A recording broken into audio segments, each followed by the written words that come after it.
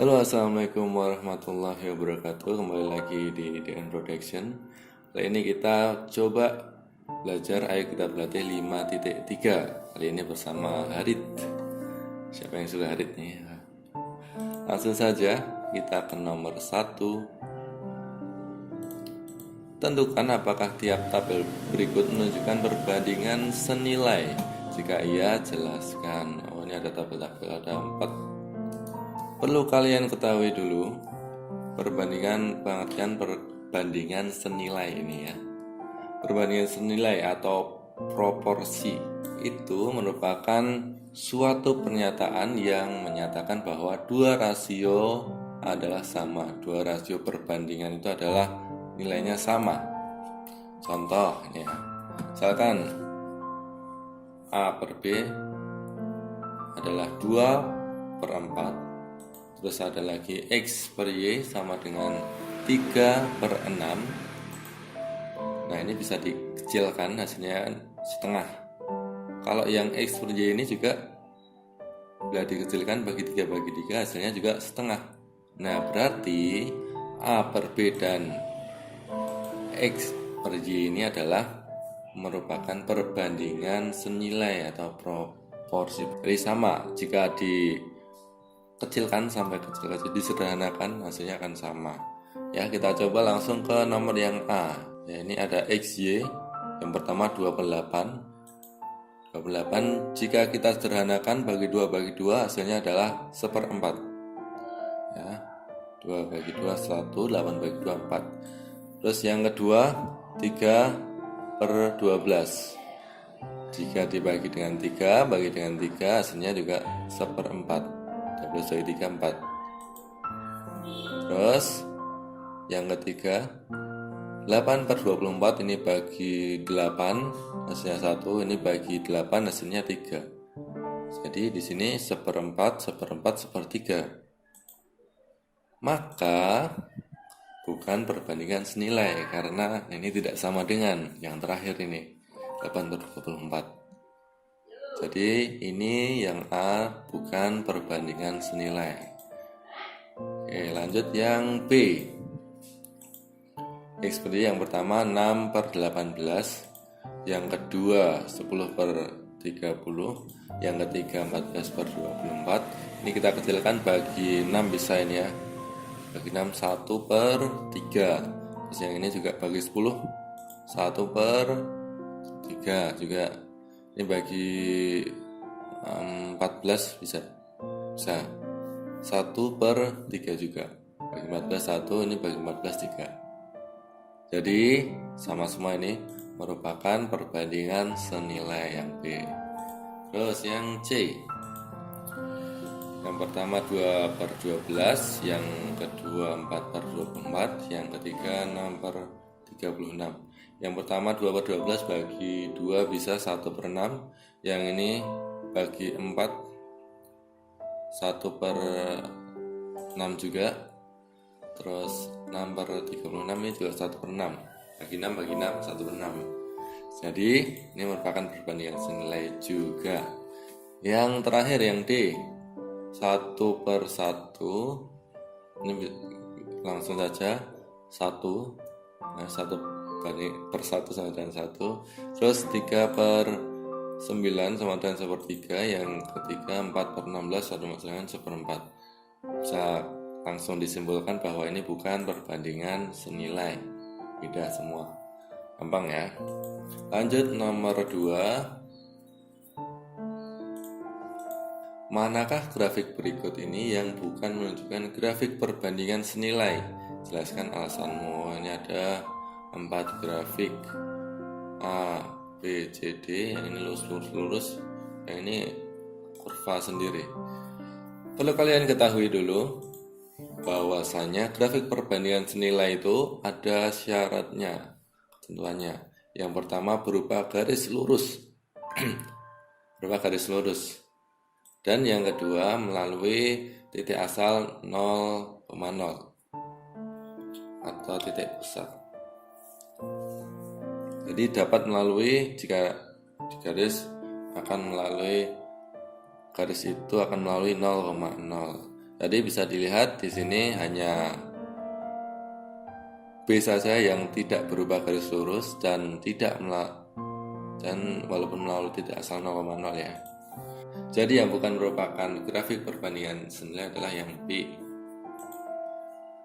Yang nomor 3, tabel berikut menunjukkan waktu yang ditempuh Andi dalam perjalanan X dan jarak yang ditempuhnya Y. Asumsikan Andi berkendara dengan kecepatan konstan itu tetap atau kecepatannya segitu terus. Tetap tentukan kecepatan sepeda motor yang ia kendarai dalam kilometer per jam. Oke. Di sini ada tabelnya waktu, jam, dan X, jarak kilometer, Y-nya X, Y. Perlu kalian ketahui dulu, ada seperti ini, JKW, bukan Jokowi ya. Ini J itu adalah jarak, K itu kecepatan, W itu waktu. Ini segitiga bermuda, bukan. Ini segitiga untuk rumus itu. Mencari jarak, nah ini dapat kita tutupi dengan tangan. Jarak itu J ditutupi dia, maka K kali W rumusnya itu. Ini kalau mencari kecepatan, K-nya ditutupi, J bagi W, karena di sini di atas. Kalau mencari W, J bagi K, seperti itu cara mudahnya. Nah, kamu tinggal membuat, kalau lupa kalian membuat segitiga seperti ini aja. Terus yang atas J, yang bawah ini KW. Itu mudahnya. Terus kembali ke soal tadi, yaitu menentukan kecepatan sepeda motor yang dikendarai dalam kilometer per jam. Kita gunakan yang tabel pertama dulu, kolom pertama. Waktunya 1 jam, jaraknya 40 km. Kita tentukan kecepatan sepedanya. Kecepatan itu adalah rumusnya jarak bagi waktu. Ini jarak bagi waktu X ya. Y-nya kita coba yang 40 bagi 1 jam, maka 40 km per jam. Seperti itu. Atau di sini kamu lihat per jam, berarti rumusnya kecepatannya di kilometer per jam masih. Jadi jarak atau kilometernya bagi waktunya, jamnya, seperti itu. Mudahnya juga. Itu ya. Kita coba yang lain, misalkan tabel yang ini. Jika waktu yang ini, jika Andi tadi dalam waktu 3 jam, apakah menempuh jarak 120 dan berapakah itu kecepatannya? Boleh menggunakan yang ini juga. Tabelnya tadi bebas milih yang mana. Kita coba kecepatan sama dengan J per W, Y per X. Kita coba yang ketiga, 120 km per 3. Hasilnya sama, 40 km per jam. Itu nomor 3. Lanjut ke nomor 4. Susi sedang berada di pasar malam. Ini sebelumnya. Ke nomor 4. Nah, ini ada soalnya soal cerita ya. Kalau ada soal cerita ini tidak perlu bingung, tidak usah bingung, kita hadapi saja, kita pahami satu persatu, kata per kata, itu nanti akan dapat dengan mudah kalian selesaikan. Jangan bingung, pokoknya dibaca saja dulu. Yuk, Susi sedang berada di pasar malam. Ya, yang pasar malam, malam-malam ini. Dia membayar Rp3.000 untuk tiket masuk dan membayar Rp2.000 untuk tiket satu permainan. Salinda yang kedua, salin dan lengkapi tabel berikut untuk membantu Susi menentukan total biaya berdasarkan tiket permainan yang dia beli. Perlu kalian ketahui dulu, membayar 3.000 untuk tiket masuk. Yang pasti 3.000 ini pasti hanya sekali ya. Dan bayar 2.000 untuk satu permainan. Ini boleh beberapa permainan, 100 permainan pun juga boleh. Akhirnya 2000. Kalau ini tadi hanya satu saja. Oke, yang ke A dulu. Bisa lihat dari tabelnya banyak tiket adalah 2. 2 itu apa? Yaitu 1 tiket masuk dan 1 tiket permainan. 1. Artinya dalam ribuan adalah 5.000 jumlahnya. Terus kalau banyak tiketnya 4, berapa itu biayanya? Kita ketahui dulu, 1 tiket masuk adalah 3.000. Juga ditambahkan sisanya 3 tiket permainan adalah 6.000 kali 2 ini tadi. Ini hanya satu loh ya, ya boleh banyak. Jadi kita jumlah adalah 9.000. Kita kasih di dalam tabel ada angka 9 karena dalam ribuan. Terus yang 6 ini 1 masuk dan 5 tiket permainan. 1 tiket masuknya 3.000, 5 tiket permainan artinya 10.000. Kita jumlah hasilnya adalah 13.000. Kita isi di sini adalah 13. Lanjut 1 tiket ada 8, berarti 1 tiket masuk dan 7 tiket permainan.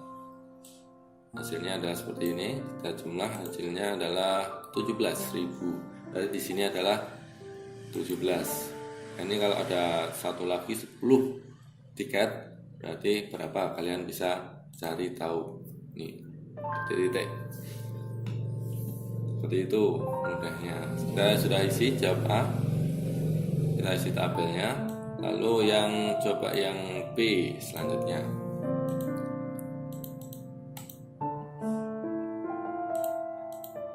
Buatlah titik-titik untuk pasangan terurut yang menyatakan hubungan banyak tiket dan total biaya yang dikeluarkan Susi, dan buat garis yang menghubungkan titik tersebut. Buatlah titik ini buat koordinat kartesius berarti ya. Oke, kita coba buat koordinat kartesius seperti ini. Kita tentukan titik-titiknya tadi, mana ya tabelnya ya, ini. Nah, ya, di bawah ini kita asumsikan saja sumbu X adalah banyak tiket dan yang sumbu Y adalah biayanya. Yang banyak tiketnya adalah 2, berarti di sini biayanya adalah 5.000, berarti di sini. Nah, titiknya di situ. Yang kedua 4. Lalu untuk yang kedua biaya tiket 4 biayanya 9. Artinya di sini ya. Lalu selanjutnya 6, 13 berarti di sini. Selanjutnya 8, 17 di sini. Sebenarnya kalau mau 10 lagi di sini mungkin ya. Kita sudahi saja langsung selanjutnya. Lalu kita buat garis yang menghubungkan titik-titik tersebut. Seret. Nah, sudah terhubung. Nah, ini merupakan garis atau nanti namanya persamaan garis lurus yang akan kalian pelajari pada waktu kelas 2 nanti ya. Jadi ini untuk awalan saja. Selanjutnya nomor C, poin C. Ini tabelnya tadi. Apakah perbandingan banyak tiket yang dibeli terhadap total biaya yang dikeluarkan Susi sama untuk setiap kolom? Apakah situasi ini proporsional? Kita coba yang C. Misalkan banyak tiket itu X. Ini X, biaya ribuan, biaya ribuan rupiahnya itu Y. Maka nah ini kita bandingkan apakah 1Y1 ini sama dengan ini, sama dengan ini, sama dengan ini. Kita coba ini yang 3 saja dulu. 1Y1 nya 2/5, 4/9, 6/13. Apakah sama ini? Ini berbeda ya. Ini bisa bila dibagi 2 hasilnya 2, bila dibagi 2 juga hasilnya 4,5. Jadi ini tidak sama dengan tidak sama dengan. Nah, jadi hasilnya karena tidak sama dengan, ini tidak proporsional. Perbandingan tersebut tidak sama, situasi tersebut tidak proporsional. Terlihat dalam grafik tidak melalui garis asal 0,0 grafik yang tadi dan rasio banyak tiket, biaya permainannya tidak sama rasionya ini. Lanjut, nomor 5, Ulul. Nomor 5, Ulul adalah seorang koki di hotel. Dia sedang mengubah resep masakan untuk menjamu tamu di hotel yang semakin bertambah banyak karena musim liburan. Nah, kapan nih liburan? Kita belajar dulu ya. Resep yang telah dibuat sebelumnya adalah 2 gelas takar tepung terigu yang dapat dibuat 3 lusin cookies. Jadi 2 gelas tepung terigu itu dapat menjadi 3 lusin cookies. Jika dia mengubah resepnya menjadi 2 gelas takar tepung terigu, berapa lusin cookies yang dapat dibuatnya? Oke, gampang nih. Kita dapat misalkan X adalah banyak tepung terigunya, yaitu dalam gelas, dan Y merupakan banyak cookiesnya, itu dalam lusin. Ini tadi persamaan yang pertama, ini resep yang dibuat sebelumnya adalah 2 gelas takar tepung terigu menjadi 3 lusin cookies. Jadi misalkan X1 2, maka Y1 nya adalah 3 lusin. 2 tepung terigu menjadi 3 lusin cookies ya. Maka kalau 12 gelas tepung terigu, berapa itu cookiesnya? Nah, jadi perbandingannya X1 per Y1, X2 per Y2. Maka X1 nya ini 2 per 3 sama dengan 12 per Y2 X Y2. Kita kalikan silang, 2 kali Y2 3 kali 12, hasilnya 2Y2 sama dengan 36. Y2 sama dengan 36 bagi 2, hasilnya adalah 18. Jadi di sini adalah 12. Jadi 12 gelas tepung terigu akan menjadi 18 lusin cookies. Gampang ya perbandingan. Nah, kita sampai 5 dulu. Kita lanjut video selanjutnya. Jangan lupa tonton ya, subscribe juga, di like, sip.